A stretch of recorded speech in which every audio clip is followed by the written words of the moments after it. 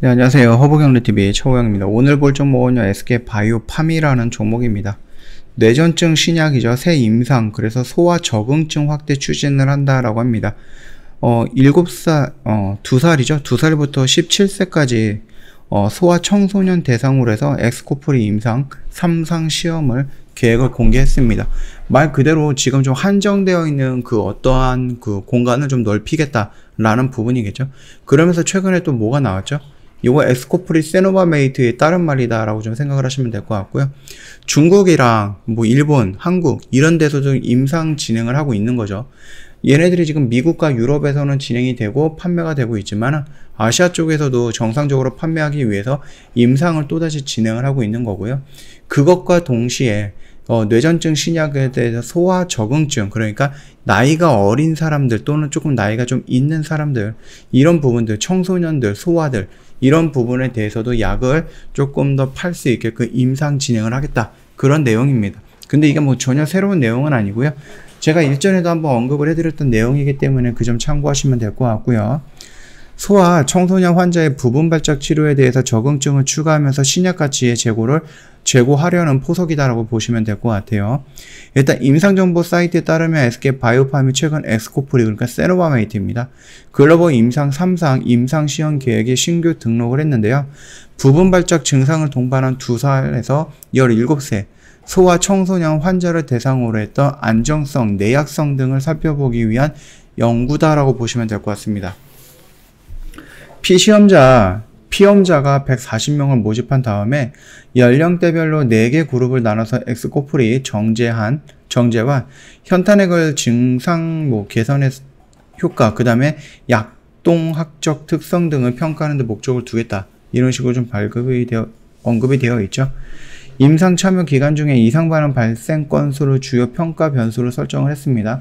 엑스코프리 같은 경우는 이미 성인들한테는 정상적으로 반영이 되고 있는 약품이기 때문에 이게 성인이 아니라 청소년들한테, 소아들한테는 어떤 영향이 올 수 있을지도 모르기 때문에 이상 반응에 대해서 조금 중심으로 보고 있는 것 같아요. 엑스코프리 복용 후에 혈중 농도, 곡선 하면적을 부평가 변수로 측정을 하고요.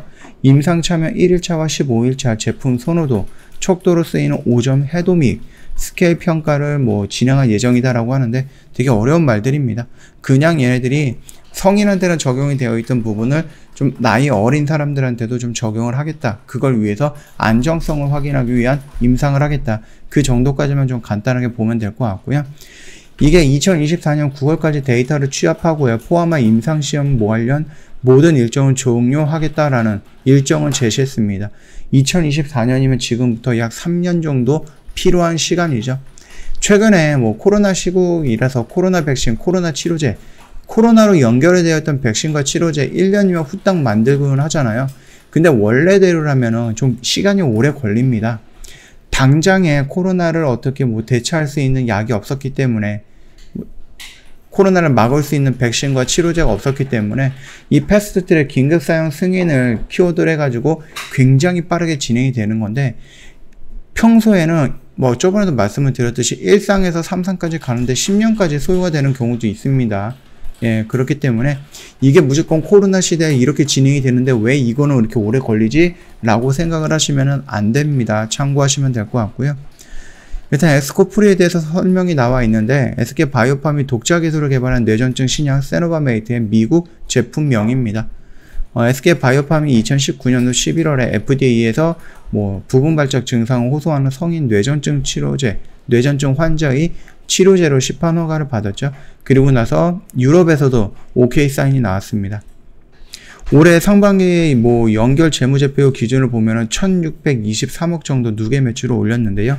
이 부분 같은 경우는 미국에서 나오는 실적 외에도 유럽을 통해서 들어오는 마일스톤이라든지 일본을 통해서 들어왔던 기술 수출 계약금이라든지 해외 파트너사로부터 확보된 수익에 반영된 X다라고 보면 될 것 같아요.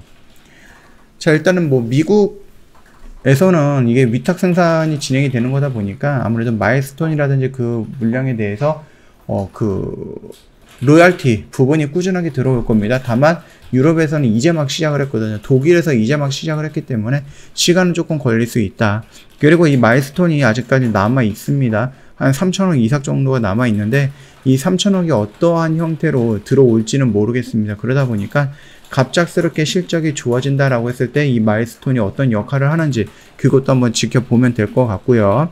아까 전에 말씀드렸듯이 뭐 아시아 대상으로 해서 다국가 3상 임상도 돌입을 했다라고 말씀을 드렸죠. 한국, 일본, 중국 3개국에서 18세 이상의 성인 환자 540명을 대상으로 해서 안정성, 유효성 등을 평가하는 대규모 연구다라고 말씀드렸고 이거 역시 1년, 2년, 3년 정도로 소요가 될 거다라고 말씀을 드렸습니다. 전혀 새로운 내용은 아니었다라고 생각을 하시면 될 것 같아요. 자, 차트의 흐름을 본다라고 하면은 좀 많이 아쉬운 부분이죠. 얘네가 6개월 동안 이렇게 좀 자리를 만들었어요. 6개월에서 7개월 동안 이런 흐름을 만들어 놨는데 여기서부터 지수가 무너지다 보니까 같이 좀 연동이 되는 모습이 나온 것 같다라고 생각을 합니다. 종목별로 봤을 때 이 종목에 대해서 개별적인 악재는 따로 보이고 있지 않다라고 얘기했습니다. 그러면서 꾸준하게 들어와줬던 이 연기금 물량이 요 며칠 동안 꾸준하게 나가고 있다라는 부분 또는 투신에서 계속해서 매도 물량이 나온다라는 부분. 그러나 연기금과 투신의 물량보다 중요한 것은 외인들의 물량이다라고 말씀을 드렸죠. 외인이 계속해서 나가고 있습니다. 여기에서 이런 식으로 반등이 나왔을 때 외인 매수 물량에 의해서 이렇게 움직였던 부분이고 여기서부터는 이제 외인이 매도를 치다 보니까 아무래도 하락폭을 좀 그려주는 게 아닌가라고 생각을 합니다. 우리가 원했던 라인은 요 영역 구간에서 어느 정도 지지를 보여주면서 저점을 형성하고 다시 한번 돌려주는 모습이 나오지 않을까라고 내심 기대를 했는데 글쎄요, 요 라인까지 좀 이탈을 했다. 그럼에도 불구하고 오늘 코스피가 마이너스 1.8% 정도 넘게 밀렸죠. 코스닥은 얼마예요? 한 3.5% 정도 마이너스가 나왔기 때문에 이 종목이 한 5% 정도 밀렸기 때문에 지수의 하락에 비해서는 종목도 나름 좀 반영이 된 게 아닌가라고 생각을 합니다. 네, 그 정도까지만 좀 참고해 주시면 될 것 같고요. SK바이오팜은 우리가 막 바로 당장 포기해야 되는 종목은 아니다라고 생각이 되니까 그것도 뭐 참고하시고 대응을 해주시면 될 것 같고요. 저희 허브경제TV 홈페이지 놀러 오시면은요, 카톡 친구 추가하는 방법에 대해서 그림으로 올려놓은 게 있습니다. 요거 보시면 어렵지 않게 카톡 친구 추가가 될 거고요. 카톡 친구 추가가 되면은 제가 아까 전에 설명드렸듯이 무료로 제공해드리고 있는 3분 허브 리핑을 보내드릴 거예요. 근데 이거 카톡 친구가 됐으니까 나 이거 좀 보내줘 라고 말씀을 해주셔야지 저희가 알고 보낼 수가 있으니까 참고해 주시면 될 것 같아요. 뭐 여기에는 뭐 여러 가지 내용들이 들어 있겠죠. 그것만으로도 시장에 대해서 충분하게 어느 정도 대응이 가능하지 않을까, 또는 너무 공포에 휩싸이는 그런 하루가 되지는 않을 것 같다라고 생각을 하고 있으니까 참고 부탁드리도록 하겠습니다. 자, 오늘 영상 여기서 좀 마치도록 할게요. 영상 도움이 됐다 그러면 구독과 좋아요 한 번만 부탁드리겠습니다.